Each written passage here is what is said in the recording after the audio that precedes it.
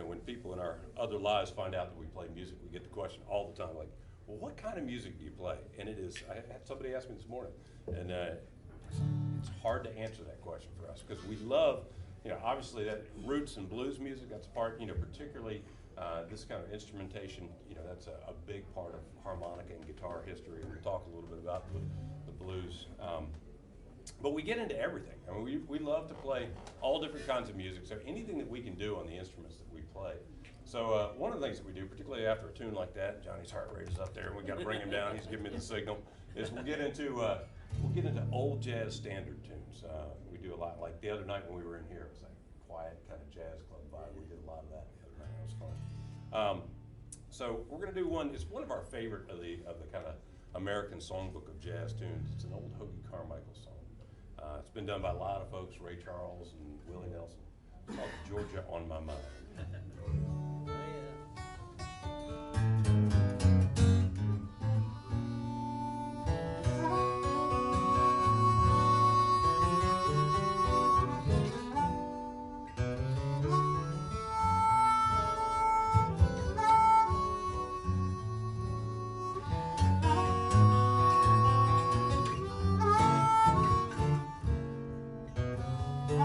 Georgia, Georgia, Help me out here. the whole day through. It's an old sweet song keeping Georgia on my mind. Got better rhythm than most LDS classes every day. Georgia, Georgia, a song of you, ringing sweet and clear like the moonlight through those pines. Right, like that. Other arms reach out for me, and other eyes smile tenderly. In some stranger's face I see the road lead back to you. Georgia, Georgia, there's no peace that I find, but an old sweet song keeping Georgia on my mind.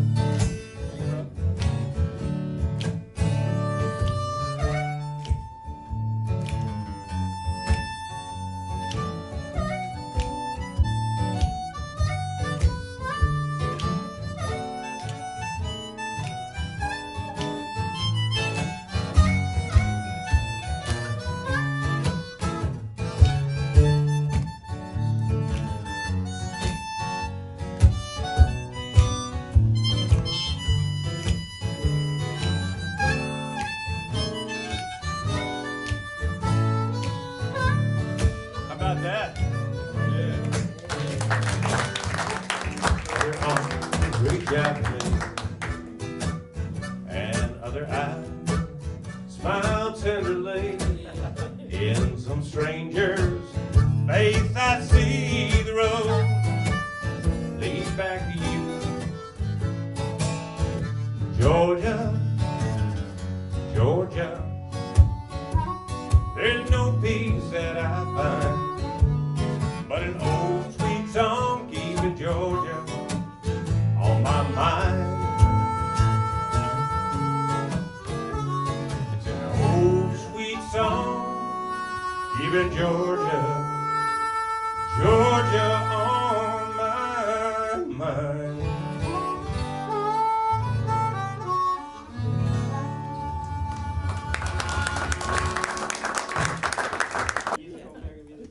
But there was a musical form that developed in the African American community and the rural community just north of Charlottesville, and it ran all the way down through to Georgia on the eastern side of the Blue Ridge Mountains and the eastern side of the Allegheny Mountains, and which is known as the Piedmont area of Virginia, Piedmont area of the Carolinas, and it was called Piedmont Blues.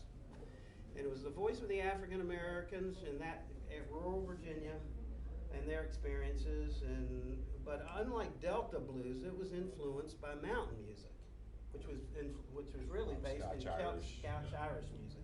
So it was Much peppier. bouncier, It yeah. was much- But still have kind of the same themes, you know? Yeah. My dog died, my wife ran away. And now I'm drinking whiskey. You know, it feels good to be down, you know? But it was dance music. It was, kept everybody moving. There was a lot of fiddling around with that. It made you feel good about feeling bad. Yeah. That was the purpose of it, you know. They'd get together in juke joints and farmhouses and community, and they danced to Piedmont blues. I mean, it was a great tradition in this area. And so John and Phil carried the tradition. We did multiple shows with them, and then we did the last show about 8 years. Yeah, I mean, John was he was in his 80s at that point. He Yeah. was, and they were just about to head off to Czechoslovakia. They were good. But Yeah. he was in rough shape, and he was in backstage. He's like, "Oh, Johnny, I'm tired," and he's got a thing of oxygen in one hand and E&J brandy in the other. That guy was. And he got out there and killed it on the stage. Oh, he did. And he passed away about 3 or 4 months Very after. shortly. Phil Wiggins is his harmonica. He's still playing around DC, and Phil is one of the best harmonica players in the world. I mean, in the world. And I had the opportunity to study under him, which was a thrill. Way back about 25 to 30 years ago, I got to study with Phil Wiggins, which was so exciting for me. And then what became full circle was really exciting. I got to perform with him 15, 18 years later, you know, and circle back on the stage, and it was such a thrill. But when I was a student of Phil, this question came up. It's a very legitimate question. You know, Phil, who has the right to sing the blues? Blues is grounded in the African American experience in the South. You know, it was their way of telling stories and bringing communities together as part of their culture. But then it became very popularized and became the essence of rock and roll in America. And everybody plays blues. I mean, everybody plays blues. And Phil gave the best answer to that because he said, Johnny, he says, you know, if you really love the music and you understand the culture and history of the music, you need to be a link in the chain. And you got to go out and play it, but you got to tell people about it so they understand the history and culture of it as well as enjoy the music of it. So it was a great response. Ironically, probably 10, 15 years ago, that same question came up on the internet. Who has the right to sing the blues? And they had two categories, those who did, those who didn't. Under those who did not have the right to sing the blues, they said, if you're driving a brand new SUV, you got snowboards and skis on your car going to Wintergreen Resort, you ain't got the right to sing the blues. You know, but if you got an old Cadillac that you're almost living in, then you got a right to sing the blues. Did a lot with cars. They did a lot with names.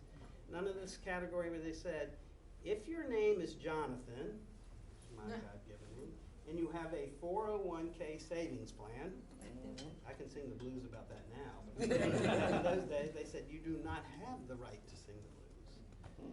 And I looked and I said, well, that is not fair. You know, I get down, my name is Jonathan, I have a 401, but I get down, I get in that space where it's dark, and yeah, I get the blues. I do get the blues. And so it inspired this song. It's called Dorky Little Man Blues. And I'm going to play it on what Mark calls the Dorkaphone. I got a microwave oven, 3 color TVs, a 2-car garage, a few college degrees, but I'm shaking in my Birkenstock shoes. I'm a dorky little man.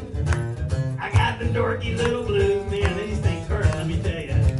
I got a big stereo, SUV car, John Deere tractor to mow my backyard, but I'm feeling little dazed and confused. I'm a dorky little man. I got the dorky man blues. Let me tell you right here at C-Mill Coffee. I said, hey there, people, see you looking at me, but I'm looking back, and what do I see? You know it's kind of funny, cause I know it's true. Some of you look kind of dorky too, so hey, buddy, what else? Got nothing on me, cause I can sing the blues of dorky misery, and I'm feeling a little dazed and confused. Well, I'm a dorky little man.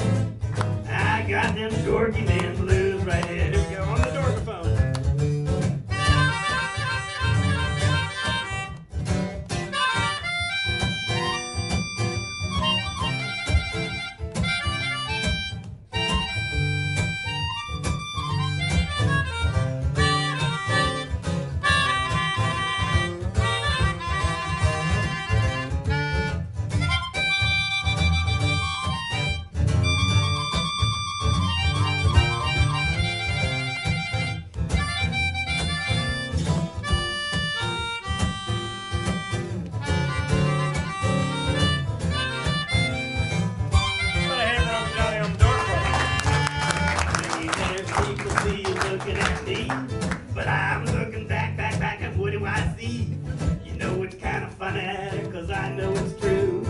Some of you look kinda dorky too. So, hey, muddy waters, got nothing on me, cause I can sing these blues of dorky misery. And I'm shaking, look at these, in my dance ghost shoes. These things are dorky. I can get you some, Ken. That's a lucky little man. I'm a dorky little blues. Let me see it right here in NDI. Let me tell you, I'm a dorky little man. Well, I got them dorky little blues. Gotta live these blues, sing these blues. Let me tell you, I'm a dorky little man. I got them short little dorky. I'm 5'6" and getting shorter as I get older. Got credit card debt. My mortgage ain't worth nothing anymore. Man, this recession hit me hard. Oh my gosh, 2 kids I just put through college. I am down in them dorky blues. Let me tell you, little man. Balloons, yeah, yeah, yeah, yeah,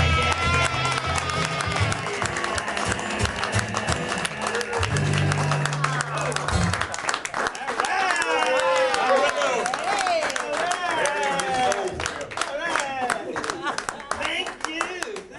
About that. I feel better about myself. Thank you. Troy, you gotta admit, that takes a lot of guts. Right? Give me another hand. John Whitlow. We need to tell you a couple of things about that song, just because, as we mentioned, we've been doing this training for about 10 years, and we should just warn you straight up. We have heard consistently over the years that is the song that will stick in your head for the next week. So we just apologize straight. You'll be walking down the hall at FEI, you'll be going, somebody say, hey, what are you singing? I'm going there. No. But the origins of that song is interesting. John showed up one night over my house with the Dorkaphone, which is actually, it's a real instrument. It's called a melodica. But, you know, I looked at it and said, oh, plastic keyboard you can blow into. You know? Where'd you get that? He said, late night TV. He was on fire. He was like, oh, man. He was so happy. I was like, right, okay. And he said, I got this great song. And he starts going through this song. I was like, okay, that's interesting. No, I think we should do this. I said, okay.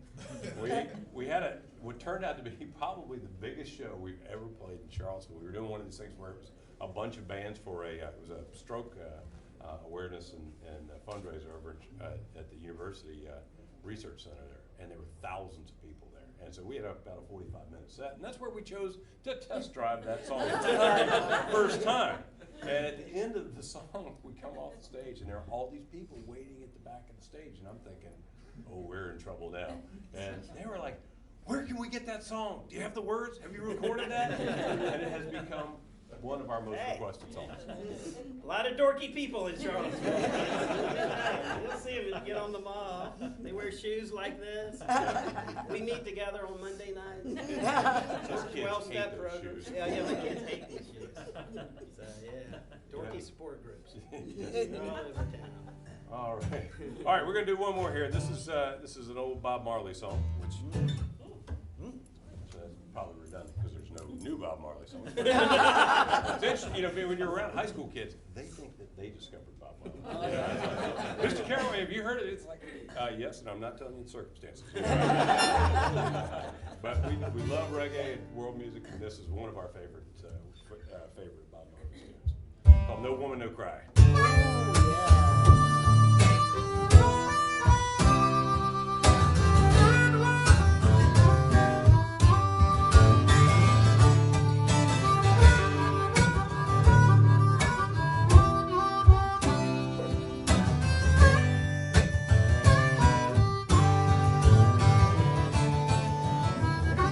I remember when we used to sit down in the government